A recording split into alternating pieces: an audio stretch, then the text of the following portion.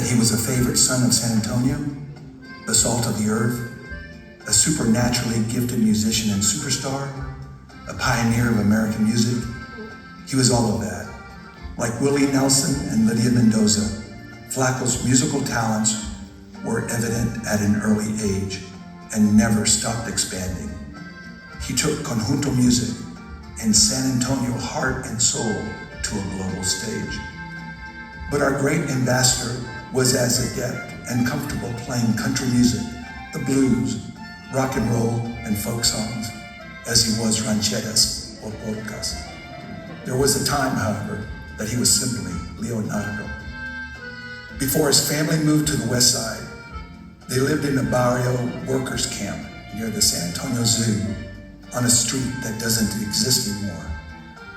Leonardo recalled hearing the lions roar as he fell asleep at night. The family was poor, but he looked back fondly. Flaco recalled his favorite Christmas gift, a used little red wagon, a radio flyer. Many know the story of the young Flaco, the prodigy, secretly teaching himself how to play on his father's button accordion. But the first real instrument his father bought him was an acoustic guitar. Flaco also played bajo sexto. The first time he appears on record, he is playing bajo on his father's No Tuve la Dicha, a canción polka on the Corona label. He never forgot the first time he heard the great Lydia Mendoza. Her voice, Flaco said, was like listening to the stars fall out of the sky. Poetic, insightful. But Flaco also loved listening to country music on the radio. He was curious about Elvis and rock and roll. It's easy to forget that Flaco Jimenez was part of the same music generation and pop culture that gave us Elvis Presley, Bob Dylan, Chuck Berry, Aretha Franklin, the Beatles, and Joni Mitchell. We loved Flaco not only for what he was, but for what he represented, family and cultura and pride. There was also the sex appeal. As a young man dressed in his cowboy shirts and boots, he was devilishly handsome and he was a hell of a singer. When he played those lightning fast runs, he practically vibrated with excitement. How many times did we marvel at those electric jitterbug moves, the head bobs and exaggerated shoulder twitches as he played. And always with a smile, música alegre, improvised and felt deeply. He was a humble man, thoughtful, generous to a fault. He was not perfect. He was no angel. And he had his bad boy moments. But he also served his country in the army. He performed for many charities and causes. He was a loving son who could be moved to tears when talking about his father, Don Santiago Jimenez. The awards and accolades and memories are too many to list, but some are too big to be ignored.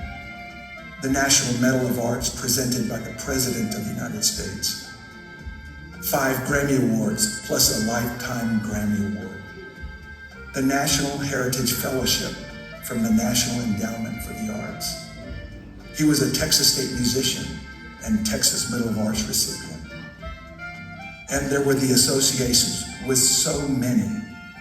From Los Caporales, Toby Torres, Henry Zimmerly, Fred Ojeda, Eva Ibarra, Esteban Jordan, and Santiago Jimenez Jr., to his good friend Doug Song, Augie Myers, Freddie Fender, Willie Nelson, Bob Dylan, Emmylou Harris, Linda Ronstadt, Peter Rowan, Ry Cooder, Dwight Yoakam, Buck Owens, Los Lobos, Raul Malo, and Max Baca, and so many others.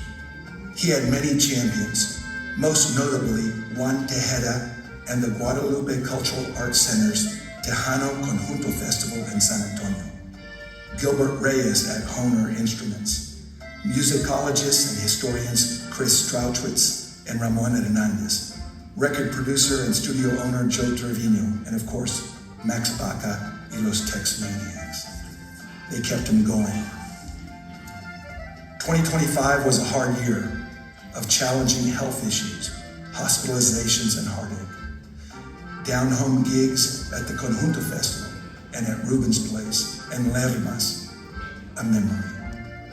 Flaco faced it with courage, humility, and when he could muster it, the trademark good humor and pride in a race well run.